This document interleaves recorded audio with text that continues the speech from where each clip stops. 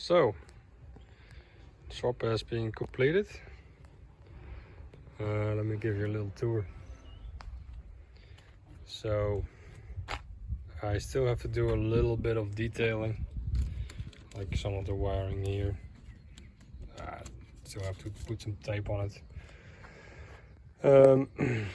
So I'm running the IMCO 300A mixer with the IMCO vaporizer, and I bought a jet, of course, which is running pretty good.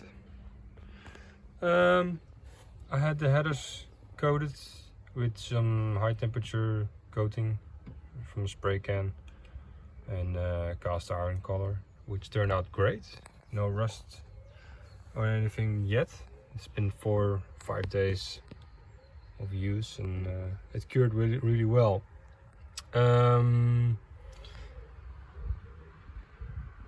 Power wise, of course, it's an improvement from the 3.5. It's not that much in terms of horsepower. It's noticeable, and it's not slow anymore. I can cope with traffic really well. And currently it's sitting a little low because I have stuff in the back. Made the exhaust all stainless except for this section over the rear axle. I had that bent from aluminized steel. This is a muffler I bought, a universal muffler with a polished tip, and then I'm running here's the aluminized going into stainless steel, and then from there on it's all stainless to the headers. And I'm not 100% satisfied yet. I think the headers are a little loud. They're leaking a little bit on the flanges at where they meet the pipes. The block they're actually really well, not leaking at all. I still need to make a cover for the fan, because right now, yeah, you can really injure yourself, and I don't want any mud slinging up to the fan and spreading it more than it will already do, and I want a little bit more cooling. The bracket I made for the power steering is just a simple bracket going down to the water pump, and then going down again for the lower mount. Some washers in there, nothing special really. It works really great. So I have the GM alternator, which is cheap and plentiful, and more reliable anyway. Fuel line, I got the fuel line from the stock fuel pump, and it's 6 millimeters, and I have to increase its size to a 10 millimeter to go to the Quadrajet. And yes, it does need more. I will empty the float bowl at wide open throttle, so that's still a work in progress. I also have a return line going there to the tank, and with an orifice, and probably that's if I block that, or if I block the return, I will have a little bit more pressure and fill the float balls a little bit more.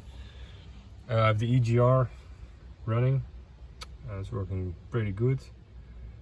HEI, you can see how far it's back, so I made a little I made space for it. You can see how much I had to cut out, but once it's there, it's really, you don't notice it so much. And then I have a removable this is a removable piece, so I can take out the HEI cap, and well, let's start her up.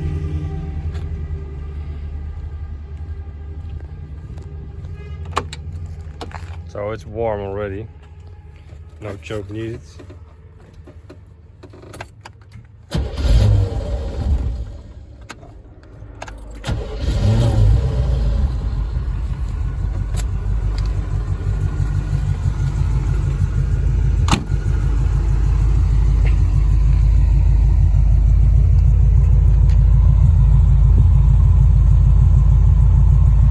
Sound wise, it's pretty close to the Rover. It just lower tones, runs heavier. It's like an obese Rover.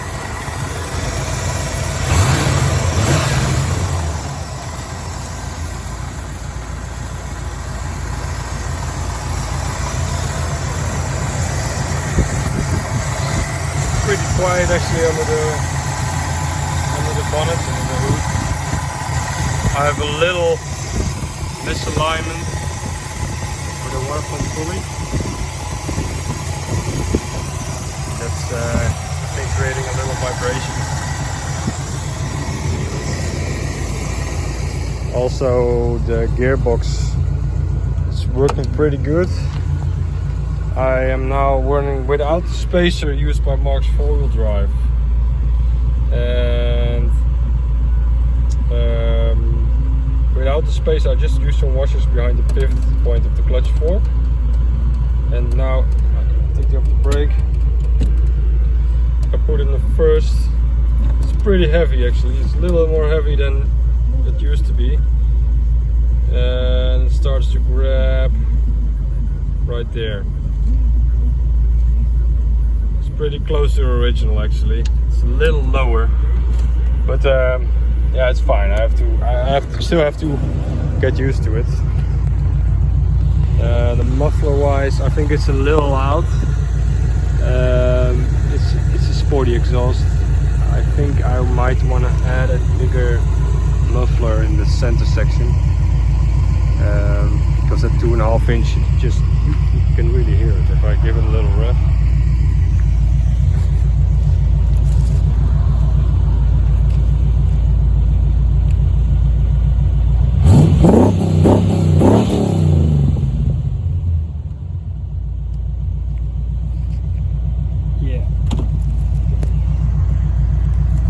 Pretty sweet. You don't really expect it with a Rover.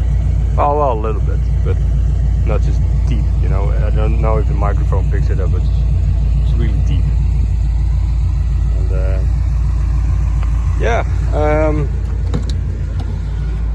the gearbox still lives, and I do have a little more gear noises coming out because I'm running at lower revs.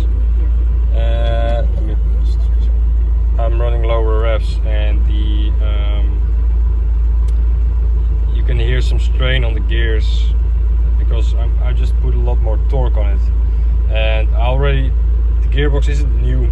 It's already a little worn here and there, and the transfer box, I don't know the condition of the transfer box, it's leaking a little bit here and there, so that means I think their bearings of the transfer box are also a little bit worn out, and I still have pretty much no sound isolation. It's all I have a little bit of this sound deadening on it. I still need to put a new cover on it and get some proper see, there's no insulation. Here's the ECU.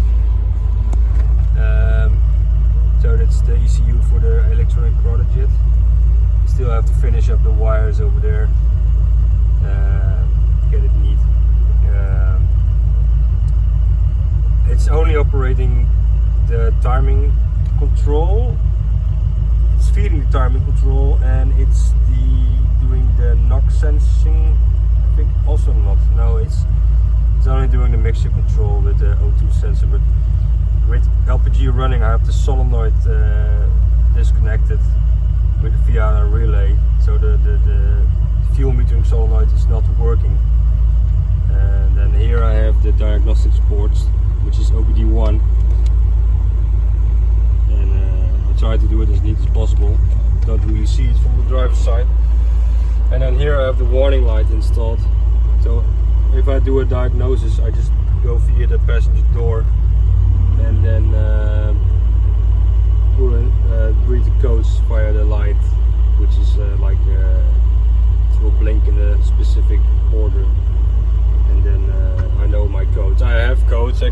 because of course my speed sensor, I don't have a speed sensor connected, so it doesn't know how fast it's traveling. So that may mean a couple of things, but actually it's running really nice. So I think I don't have to do much about it. I mean, it's running really great. Another thing I noticed, the Chevy, it's sitting into the original motor mounts, and I think the motor mounts are being squashed by the weight, and I have more vibrations because I know this engine runs real smooth in a Chevy. You couldn't feel it really, but now when it's in the Rover, you can see actually on the gear stick. I don't know if you can see it, but vibrations are coming through, and sometimes you can see the vibrations in the mirror, and especially on the higher revs. And I also think the cheap flywheel I bought isn't perfectly balanced. Should have done that. Or maybe it's the clutch pressure plate, not perfectly balanced. One of either two. Hindsight, I would have balanced it, rebalanced it, but it's not terrible. So I'm just now going to enjoy it, and I'll post a video of driving. But I don't have a proper mount for a camera or anything, so I will get one.